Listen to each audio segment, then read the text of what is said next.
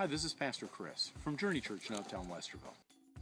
I want to say, first of all, happy Father's Day as we go into the weekend. Last week at Journey, I asked this question on Facebook: what's the greatest gift that you ever got for your parents? And then I also asked the opposite: parents, what's the greatest gift you ever got for your children? Well, I got a lot of great answers, but let me tell you about one. One stood for me above all the others and really touched my heart. And it was from a friend of mine. He said that when he was in high school, he wrote a letter to his father telling his father how much he loved him and appreciated him. You see, his dad is a single parent, and he said, my dad gave up a lot to be there for me and my brother and to really take care of us. And I wanted my dad to know how much I appreciated him helping me through school and to graduate from high school. He said, you know what, Chris, in the years after high school, in the years that have gone on in my life, I've gotten married, started a family, my dad has come back to me and told me how much that meant to him. And he said, that's always been an encouragement to me as well. See, this gift went from a son to a father, and then back from a father to a son, encouraging each other. It reminds me of a passage with Jesus in John chapter 4. In John chapter 4, verses 46 through 53, we see the story of a man who comes from about 16 miles away, and he comes seeking out Jesus for one purpose, and it's because his son is dying. He finds Jesus, and he's an official from this other town. He probably has a bunch of people with him, and he says to Jesus, he says, can you come and heal my son? Now, Jesus' first response is really interesting to this man. His first response is, you people just want signs and wonders.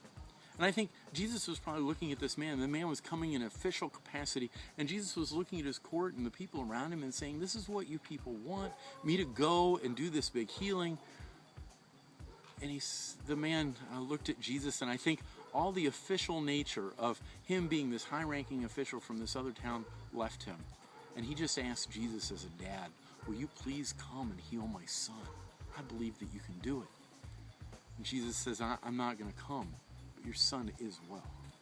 Well, the man started that 16-mile walk back home, and as he went, some of his servants came running up to him, and they said, your son got up, and he is fine.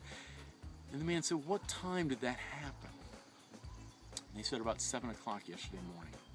That official remembered, that man, that father remembered that was the very moment that he was talking to Jesus. When Jesus said, your son is healed, at that very moment the words left Jesus' mouth, his son was healed. Well, this is my favorite part of the story. Then the man goes home and he tells his family, and in 4:53, it says this, that his entire household put their faith and hope in Jesus Christ as Messiah. They all believed in Christ.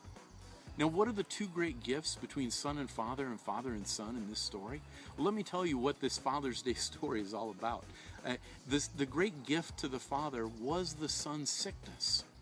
Because in the son's sickness, in his frailty, in his hurt, in his near-death experience, it caused his father to show his love by seeking out Christ.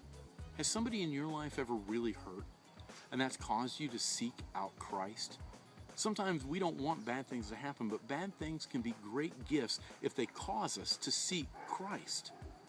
That was a great gift from son to father, was his sickness. Now, here's the great gift from father to son. The great gift from father to son is now this father came home and was able to tell the son who healed him.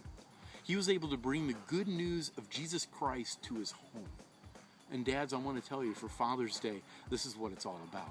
When our kids get hurt, when our family gets sick, when we can't fix things around us, we can tell them about Jesus, and Jesus can get our families through. Now, he doesn't always miraculously cause kids to get up and make everything all hunky-dory. Sometimes there is a hurtful process, but we need to seek Christ, and we need to bring Christ home to our families. So, guys, I just want to say again, happy Father's Day. And I hope that this Father's Day, more than any other, you remember to seek Christ first, dads. Men, we need to seek him. And second, we need to bring him home.